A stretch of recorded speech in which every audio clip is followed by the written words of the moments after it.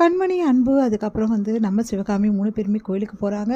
அங்க கண்மணி அங்க பிரதர்ஷனம் பண்ணும்போது, அவங்க அத்தைக்காக கரெக்ட்டா இளமதிய மீட் பண்றாங்க. அதே மாரி நம்ம இளமதியும் அவ்ளோ சூப்பரா அவங்களுக்கு ஹெல்ப் பண்றாங்க. அதனால 2 பேரும் ஃப்ரெண்ட்ஸ் ஆயிடுறாங்க. இந்த சூழ்நிலையில இங்க என்ன பண்றாரு, அன்பு பரமனும் மீட் பண்ணும்போது 2 பேருக்கும் மோதல் ஏற்படுது. ஒரு ஃபோட்டோ அன்பு வாங்குறாரு. அத பரமன் எனக்கு வேணும்னு கேட்கறதால, அன்பு தராம இந்த மாரி வேலையெல்லாம் வச்சுக்காதன்னு சொல்லிட்டு திட்டிட்டு போயிடுறாரு. அதனால பரமன் செம டென்ஷன் ஆயிடுறாரு. அடுத்து இவங்க 2 பேரும் பேசாம இருக்கும்போது, இளமதியும் நம்ம என்ன பண்றாங்க, கண்மணியும் ரொம்ப சந்தோஷமா பேசிட்டு இருக்காங்க. ஒரு பரிகாரமா பண்ணி முடிச்சுட்டே இருக்காங்க. நம்ம கண்மணி இவ்ளோ பரிகாரம் இருக்கா? எதுக்காக இதெல்லாம் இவ்ளோ பண்றாங்க இவங்க? ரொம்ப கஷ்டமானதெல்லாம் பண்ணிட்டு இருக்காங்களே, எதனால? அப்படின்னு சொல்லிட்டு கேட்குறாங்க. சிவகாமி கிட்ட இந்த மாதிரி இளமதி கேட்கும்போது நடந்த விஷயத்துக்கு எல்லாத்தையுமே சிவகாமி இளமதி கிட்ட சொல்கிறாங்க. இந்த மாதிரிம்மா இதுக்காக தான் அவள் கஷ்டப்பட்டுட்டு இருக்கா. என்ன பண்ணுறது, ரொம்ப கஷ்டப்பட்டு இப்போ தான் அவள் வாழ்க்கை சரியாச்சு. மறுபடியும் இந்த மாதிரி பிரச்சனை இருக்குது, பாட்டி இந்த மாதிரி சொல்லுவாங்கன்னு அவள் எதிர்பார்த்துக்க மாட்டா. என் மாமியார் தான் இதெல்லாம் சொன்னாங்கன்னொன்னே சிரிக்கிறாங்க. இளமதி என்னம்மா சிரிக்கிற அப்படின்னோடனே, இங்கே பாருங்கள், இந்த காலத்து இதெல்லாம் நம்பிட்டு இருக்கீங்க. சரி, உங்கள் நம்பிக்கையே இருந்தாலும் இதெல்லாம் பெரியவங்க சொன்னாங்கன்னு சொல்லிட்டு நீங்கள் சொல்கிறீங்க இல்லையா, அப்படி இது உண்மையா இல்லையா அப்படின்னு சொல்லிட்டு உங்களுக்கு மனசில் போராட்டமாக இருக்குன்னு சொல்கிறீங்களா? ஆமாம், ஏன்னா அவங்க இவங்க 2 பேரும் வாழவே விட மாட்டாங்க. சரி, அப்படின்னா நான் ஒருத்தர்கிட்ட கூட்டிகிட்டு போகிறேன்.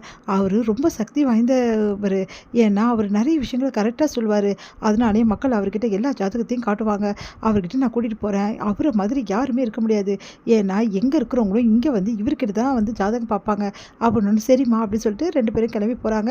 இங்கே கண்மணிக்கிட்ட அன்புக்கிட்டேயும், கண்மணி, அன்பு நீங்கள் பத்திரமா இருங்க, நான் இளமதி கூட போயிட்டு வந்துடுறேன் அப்படின்றாங்க. எங்கம்மா போகிறீங்க அப்படின்னோடனே, இங்கே தான்ப்பா ஒரு ஜோசியர்கிட்ட ஏமாதலாம் அப்படின்னோடனே, நான் சொல்கிறது கேளுப்பா இருங்க அப்படின்னு சொல்லிட்டு கிளம்புறாங்க. இங்கே ஜோசியர்காரர் எல்லாத்தையும் ஜாதகம்லாம் எடுத்து வந்துருக்கீங்கன்னு கேட்டோன்னே, நான் எல்லாத்தையும் கையோடு எடுத்துகிட்டு வந்தேன் அப்படின்னு சொல்லிட்டு எல்லாத்தையும் கொடுக்குறாங்க. நீங்கள் எங்கே வேணாலும் போய் பாருங்கள், இவங்க 2 பேருக்கும் எந்த பிரச்சனையுமே கிடையாது அப்படின்னு சொல்லிட்டு சொல்கிறாரு. அதை கேட்டு அதிர்ச்சி அடைகிறாங்க. நீங்கள் என்ன சொல்கிறீங்க? ஆமாங்க, இவங்களுக்கு எந்த பரிகாரமும் தேவையே கிடையாது. ஏன்னா இவங்க 2 பேரும் இணைப்பிரியா தம்பதிகள் அப்படின்னு சொல்லிட்டு இவங்க நல்ல ஒரு ஜாதகம் அப்படின்னு சொல்லிட்டு எல்லா விஷயத்தையும் சொல்கிறாரு. அப்போ வேணும் தான் அத்தை இந்த பண்ணியிருக்காங்க அப்படின்னு சொல்லிட்டு முடிவு பண்ணுறாங்க. என்ன இப்போ உங்களுக்கு கிளியர் ஆச்சா அப்படின்னு சொல்லிட்டு இளமதி கேட்குறாங்க. மைண்டே கிளியர் ஆகிடுச்சுமா, எனக்கு இப்போ தான் நிம்மதியாக இருக்குது. உண்மையிலே சொல்லப்போனால் இது எல்லாமே போய் தான் நான் நினச்சேன், அதே மாதிரி ஆயிடுச்சு. இதுக்கப்புறம் எந்த பிரச்சனையும் கிடையாது. கோயிலில் நல்லபடி சாமி கும்பிட்டுட்டு போயிடலாம். ஆனால் அங்கே போனாலும் இவங்க 2 பேரும் நிம்மதியாக வாழ விட மாட்டாங்க அத்தை அப்படின்னு இளமதி ஒரு ஐடியா கொடுக்குறாங்க. இங்கே பாருங்கள், நீங்கள் எதுவும் மனசில் இல்லைன்னா எங்கள் வீட்டுக்கு வாங்க. எங்கள் வீட்டில் அவங்க திருவிழாவை நடக்கிறதால இப்போ இந்த ஊரில் எங்கள் வீட்டில் 2 நாள் தங்கியிருக்கட்டும். அதுக்கப்புறம் என்ன பண்ணுறது ஏது பண்ணுறது அவங்க விஷயத்துலன்னு சொல்லிட்டு கண்டிப்பாக நான் ஒரு ஐடியா கொடுக்குறேன். நல்ல முடிவாக எடுக்கலாம் அப்படின்னு சொன்னோன்னே, சரிம்மா நீ சொல்கிற மாதிரி நாங்கள் கேட்குறேன், அவங்க 2 பேரும் அனுப்பிச்சி விட்றேன். அப்போ நீங்கள் அப்படின்னோடனே, நான் எதுக்குமா, நான் கோயிலே எனக்கு நிறைய விஷயங்கள் இருக்குது. இங்கே நிறைய இப்போ பூஜையெல்லாம் பண்ண வேண்டியது இருக்குது.